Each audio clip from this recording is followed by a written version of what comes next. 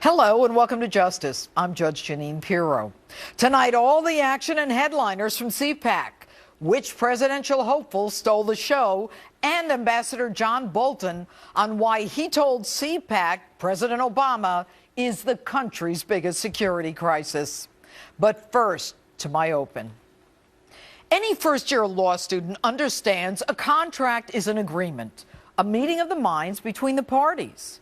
If fraud is underlying the contract, it is null and void, invalidated, not enforced. The question: did Barack Obama lie his way into the White House? And if so, has a fraud been committed against you? And does it even matter? It was during a very heated campaign in 2012 that President Obama and his sycophants sold us that bill of goods about a flash mob and a hateful video causing the massacre of 4 Americans, including the president's personal appointee in Benghazi, Ambassador Chris Stevens. That was a lie, and they knew it was a lie. And then another lie, Obamacare. The president swears that we can keep our doctors and our health care plans if we like them.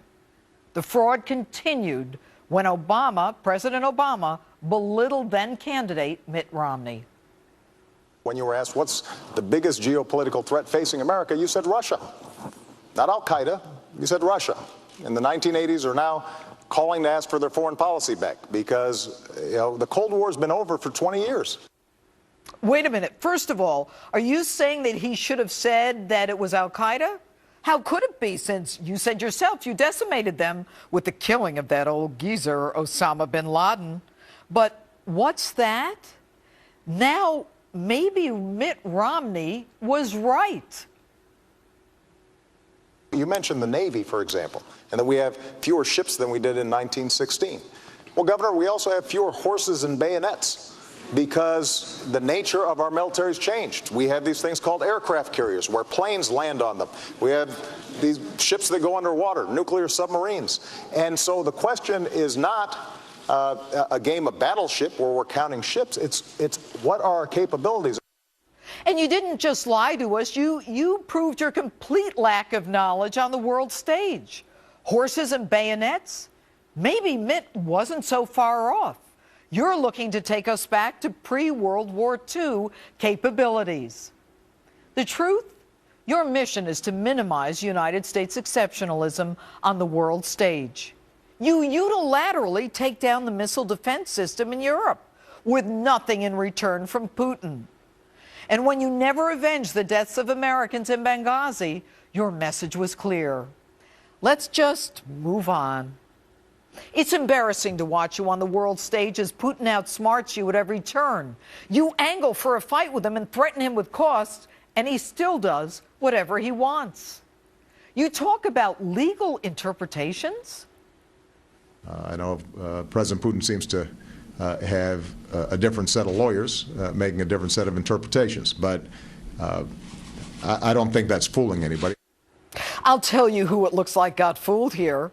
While you're on the phone, Putin was moving his tanks and troops into Ukraine and Crimea, as your secretary, John Kerry, says he understands there are no Russian troops in Ukraine. Are you guys blind, too? And while you talk sanctions, Putin says he's going to turn off the oil. That ought to do wonders for the price. Here's the problem. President Putin has a vision of Russian exceptionalism, and you trash American exceptionalism. You don't believe that we Americans are exceptional, and day by day, you do everything in your power to make sure that we are not. So does the truth matter? Some people don't think it does. I also came to issue a warning. If our movement is primarily anti-Obama, we will in fact reduce the number of victories we should win this fall. If we spend the next 3 years being primarily anti-Hillary, we will virtually guarantee her election. Really, Newt? Not to be negative? Were you around when George Bush was president and the Dems did a daily dance on his head? And when someone lies to you, Newt, what do? Just let it go? I've got news for you. We're not willing to let the lies go. John Bolton, though, got it right at CPAC. We meet in a time of true national security crisis, indeed many crises. But our biggest national security crisis is Barack Obama. And here's Rick Perry.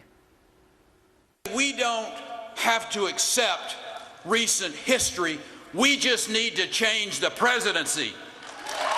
It's not too late for America to lead in the world, but it starts by leading at home. It is too late for you, Mr. President. I'm sure you've heard that those who fail to learn the lessons of history are doomed to repeat it. Appeasement does not work. Making nice does not work. What works is peace through strength. Indeed, the United States will stand with the international community in affirming that there will be costs for any military intervention in Ukraine. And as the world turns, Russia reclaims more and more territory.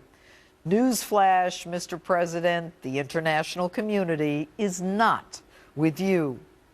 So where's the UN for all your big talk? Where's NATO for all your big talk? I have an idea. Why don't you just put your sticks down and come home from Key Largo and do something for us? Mr. President, you lied to get here. You've been outsmarted, outclassed, and outpunched by a KGB tough guy. And as far as I'm concerned, this contract is null and void. And that's my open. Coming up, he told CPAC our country's biggest national security crisis is none other than the guy who lives in the big White House. Ambassador John Bolton is next. And vote in tonight's Instapoll. CPAC straw polls results are in. We'll reveal the winner after the break. But who do you want to run for president in 2016? Facebook or tweet me at Judge Jeanine.